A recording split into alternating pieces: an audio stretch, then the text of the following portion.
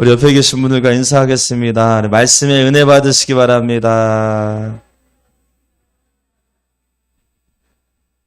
지난주 예배 후에 우리 청소년들을 위한 그런 프로그램을 가졌습니다. 우리 CCC 선교단이 주최로 해서 게임도 하고 학생들과 뛰어다니며 이리저리 뛰어다니면서 노는 그런 시간을 가졌는데 특히 그 중학생 여학생들이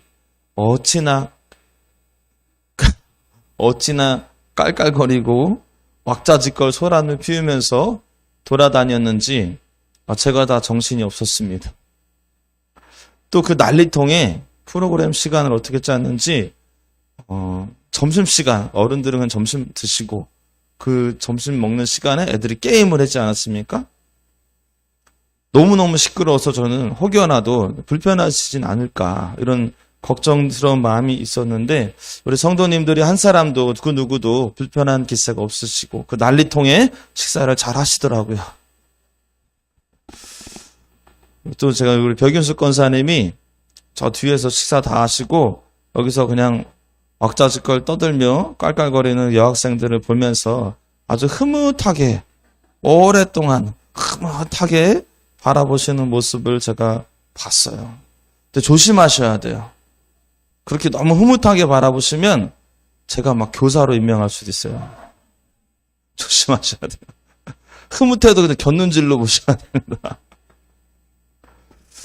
여러분, 제가 우리 성도님들의 그런 모습들을 보면서 그런 마음이 들었습니다. 다음 세대 사역을 다시 시작해야 해도 되겠구나.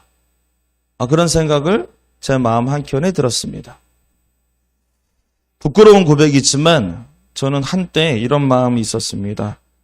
다음 세대 사역 이제 그만해야 되겠다. 그런 마음이 제 안에 있었을 때가 있었어요. 그 이유는 뭐냐면 다음 세대 어린이 청소년들, 청년들도 변수가 너무 많은 거예요.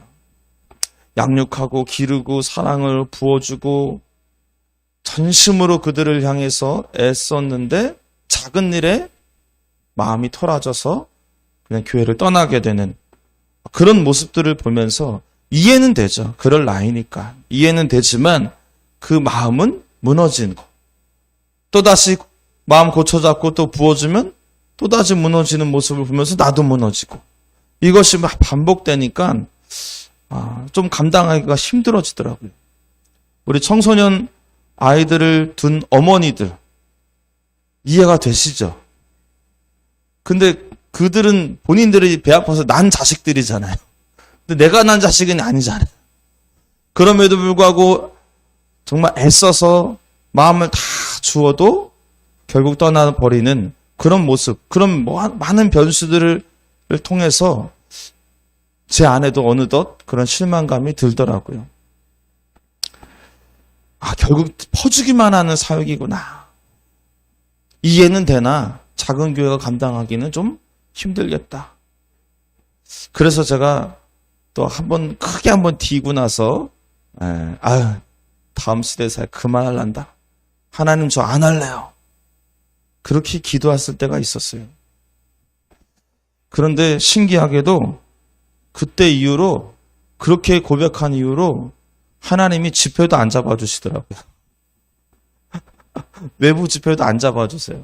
저는 코로나 때문에 안 잡히는 줄 알았어요.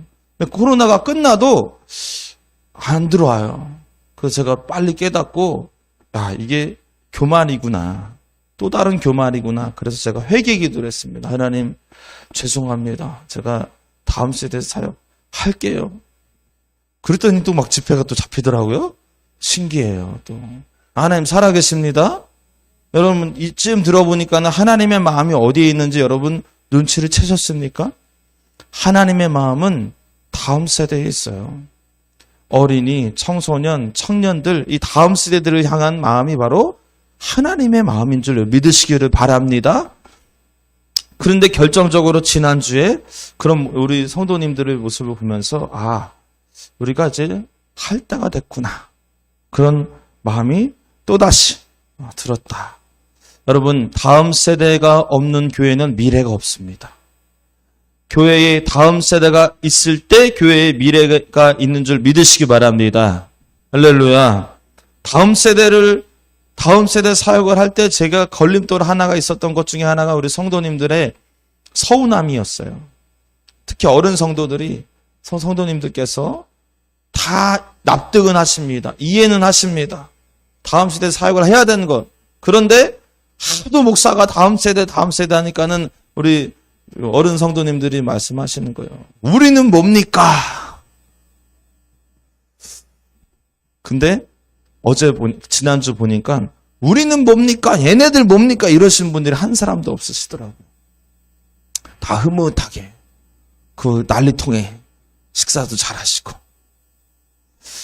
이제는 때가 됐다. 네, 여러분 우리 교회가 다음 세대 사역에 매진해서 하나님께서 사용하시는 교회가 되기를 축복합니다.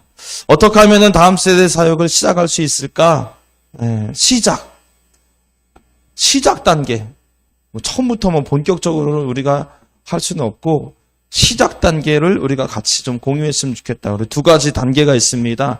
첫 번째 단계는 요 두 가지 단계가 우리 안에 수용이 될 때 다음 세대 사역이 시작이 되는 겁니다. 첫 번째 단계는 마음의 결단을 올려드려야 돼요. 따라합시다. 마음의 결단을 올려드리자. 어떤 결단일까요? 다음 세대 사역을 하겠습니다. 라는 결단이 아니에요. 그 결단이 아닙니다. 여러분, 우리가 그런 결단한다고 해서 다음 세대 사역을 할 수 있는 게 아니에요. 100번, 1000번 그 결단을 먹어보십시오. 할 수 있나? 다음 세대 사역은 하나님께서 시키셔야지 할 수 있습니다. 그 영혼을 보내셔야지 할 수 있는 겁니다. 아무리 마음 먹는다고 해서 우리가 할 수 있는 게 아니에요. 그러면 어떤 결단을 해야 되냐면 한번 따라해 보실까요? 다음 세대를 보내시면 무조건 순종하겠습니다. 무조건 충성하겠습니다. 이 결단이에요.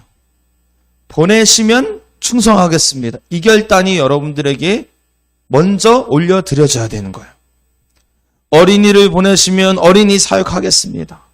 청소년을 보내시면 청소년 사역하겠습니다. 청년들을 보내시면 청년 사역을 하겠습니다. 그 어떤 영혼들 보내시더라도 순종하겠습니다. 요 마음을 올려드려야 되는 거예요. 우리는 어떤 마음이 있냐면 은근히 어린이들은 이래서 싫고 청소년들은 저래서 싫고 청년들은 그냥 싫고 뭐 이렇게 골라. 다음 세대 사역을 하고자 합시다 그러면 아멘 하는데 은근히 골라요. 저는요 어린이는 좋은데요. 중학생들은 싫어요. 저는 또 중학생들은 좋은데요. 청년들은 싫어요. 말도 안 듣고. 저는 유치부 할래요. 여러분 그것은 우리의 마음 결단이 좀 잘못된 거예요. 제가 대학생 때 친구들과, 내가 신학생 때 친구들과 대화를 하는데 친구들이 이런 얘기를 하는 거예요. 나는 나중에 청소년 사역자가 될 거야. 그러니까 이 친구가 그러는 거예요. 나는 찬양 사역자가 될 거야. 또다시 저 친구가 이렇게 얘기합니다. 나는 노인 복지를 할 거야. 와, 벌써 생각이 더 깊죠? 그래서 저한테 묻는 거예요. 영광아, 너는 뭐 할래? 저는 그런 생각을 해본 적이 없거든요. 그래서 저는 잘 모르겠는데. 그리고 집에 돌아와서 곰곰이 생각했습니다. 내가 뭔가 뒤처지나? 나는 아무 생각 없이 지금 준비하고 있는가? 아무 준비가 없는 건가? 이런 고민이 들기 시작했어요. 여러분 이 고민의 결론이 어떻게 됐을까요? 결론은 나는 어떤 사역을 할지 안정할란다. 그게 제 결론이었어요. 나는 그냥 하나님께서 맡기신 사역 할랜다. 왜 그랬냐면요. 나는 종인데 하나님의 일을 하는 종인데 종이 무슨 어떤 일을 할지 결정하고 합니까? 그렇지 않잖아요. 하나님이 시키시면은 그 시키시는 거 하는 게 종이에요. 여러분, 그런 자식을 여러분들이 낳으려고 계획해서 낳습니까? 하나님이 낳게 하시니까 기르는 거잖아요. 마찬가지입니다. 하나님의 종은 보내신 영혼 보내시면 그냥 맡아서 하는 거예요. 어린이, 청소년, 청년 가릴 게 없는 겁니다. 안 보내시면 다른 사역하는 겁니다. 그게 종이구나. 그래서 오히려 저는 더 당당하게 난 안 정했어. 나는 맡기신 대로 할 거야. 종은 그냥 충성하는 거야. 그리고 세월이 흘러서 한 10년이 지났나요? 의정부에 처음 개척을 하게 됐어요. 개척을 하는데 나름 또 개척을 하니까 더 전략을 세워야 되잖아요. 어디에 포커스를 맞춰서 목회를 할 것인가 하다가 제가 그때 어떤 사역을 하고 싶었냐면 어린이 사역을 하고 싶었어요. 왜냐면은 유치부는 그때가 제가 총각이었기에 총각이 무슨 유치부입니까? 그래서 유치부는 좀 아니다. 청소년은 제가 제일 자신 없는 사역이었어요. 제가 목회 나오기 전까지 사역을 감사하게도 모든 부서를 다 해봤거든요. 해봤는데 제일 결과가 안 좋았던 게 청소년이었어요. 오히려 트라우마가 있을 정도로 나 청소년은 좀 말아먹었는데 청소년은 좀 올인한 게 아닌 것 같다. 나는 나한테 안 맞는 것 같아. 청년은 그냥 마음이 안 갔어요. 청년은 그냥 배제. 어린이 그래 내가 그래도 어린이 사역은 또 기가 막히게 했는데 어린이 사역할 때 막 그냥 어린이들이 막 방언도 터지고 막 신났는데 어린이 사역을 포커스를 하자. 그래서 예배 시간에 어린이 예배까지 딱 만들어가지고 시작했습니다. 그런데 하나님께서 저에게 첫 성도를 보내셨는데 그 첫 성도가 중학생들이었어요. 청소년이 제일 자신 없는데 중학생들을 보내시는 거예요. 햄버거 엄청 먹는 중학생, 개념 없는 인사도 안 하는 여중생, 소심한 중학생, 나중에 조금 시간 지나니까는 그냥 뭐 문제 있는 고등학생, 뭐 그런 청소년들을 보내신 거예요. 여러분, 그 영혼들 누가 보내셨을까요? 적어도 저는 보내달라고 기도한 적은 없어요. 그런 애들. 그런 애들 제가 기도한 적이 없습니다. 보내달라고. 중학생들 보내달라고. 그럼 누가 보내셨습니까? 하나님이 보내셨죠. 하나님이.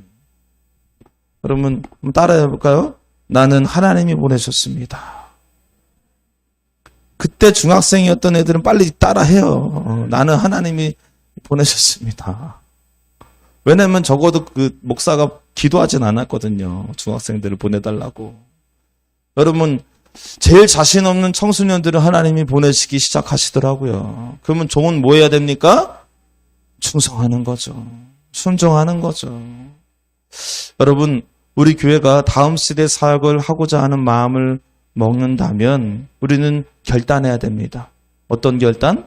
하나님이 보내신 대로, 보내신 그 영혼, 초등학생이든 중학생이든 고등학생이든 청년이건 하나님이 보내시면 그저 맡겨진 영혼 최선을 다해서 섬기겠습니다. 충성하겠습니다. 순종하겠습니다. 할렐루야. 여러분, 하나님께서 보내시면 전심으로 그들을 위해서 기도해 주시기를 바랍니다. 그들을 사랑해 주시기를 바랍니다. 사랑하시되 뜨겁게 사랑해 주시기를 축복합니다. 우리 한번 따라해 볼까요? 하나님 보내시면 최선을 다해 섬기겠습니다. 시작. 할렐루야.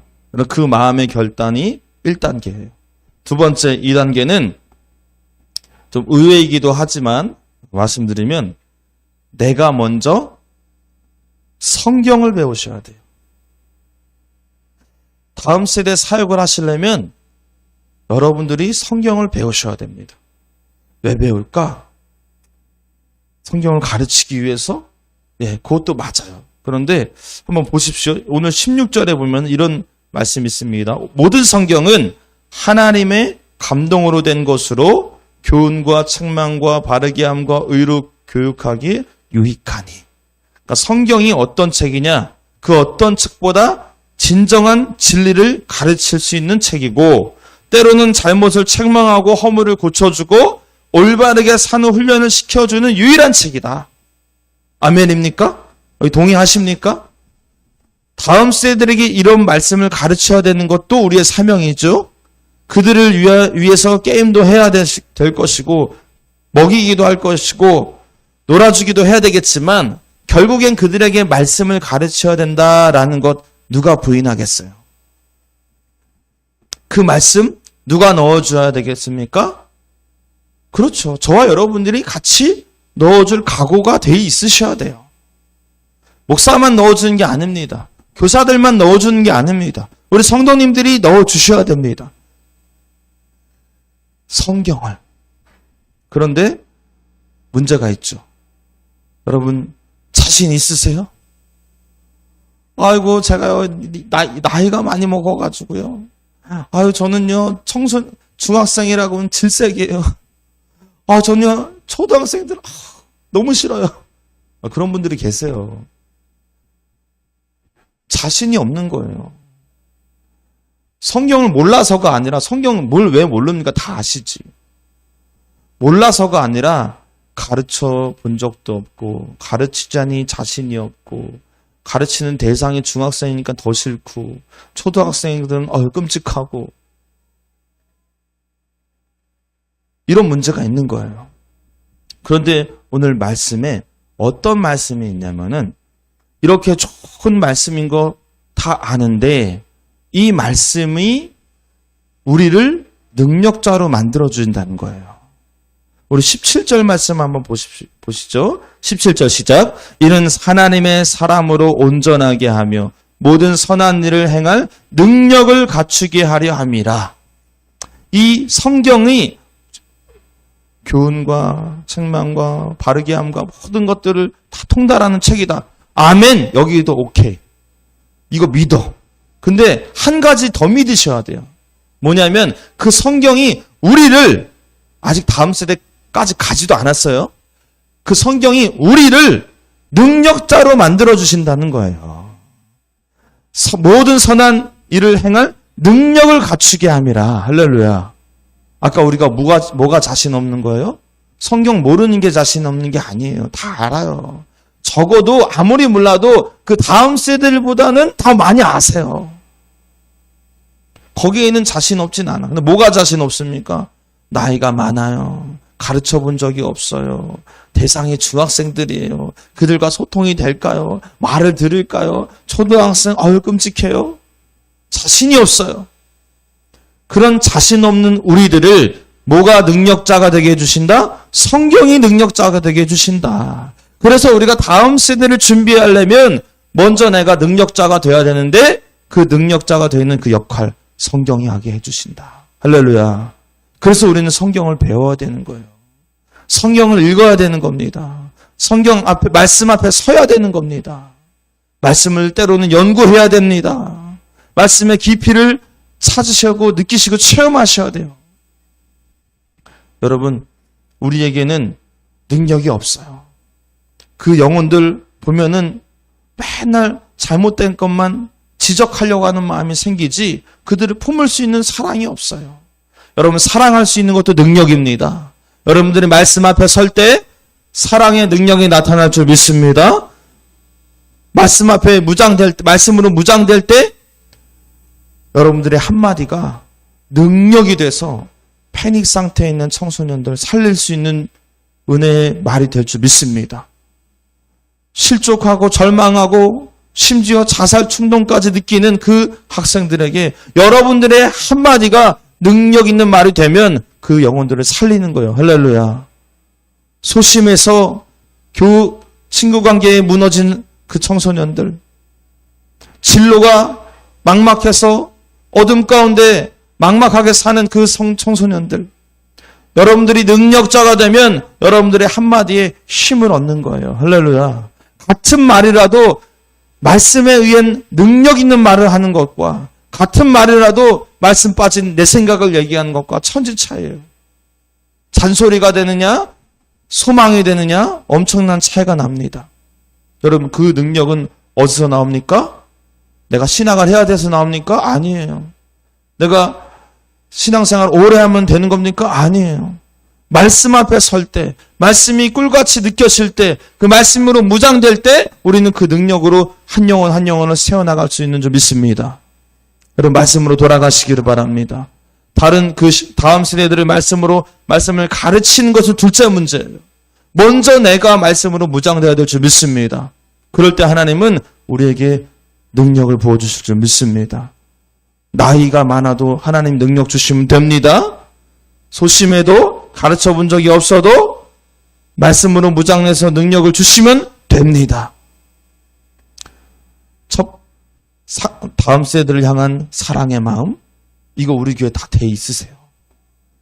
그런데 말씀으로 무장돼서 능력 있는 자, 요거는 지금 필요하다. 여러분, 다음 세대 사역을 하기 위해서 우리에게는 말씀으로 무장되는 은혜가 필요한 줄 믿습니다. 사랑하는 여러분, 하나님의 마음은 이미 다음 세대를 향해 있습니다. 그 아이들을 잘 세우기 위해서 우리가 충성하고자 하는 마음을 지녀야 될 줄 믿습니다. 말씀으로 무장되어야 되는 그 자세가 필요한 줄 믿습니다. 바라기는 우리 은혜교회가 다음 세대 사역을 위해서 매진하여서 이 마지막 때에 하나님 앞에 귀하게 쓰임받는 저와 여러분 다 되시기를 주님의 이름으로 축원합니다.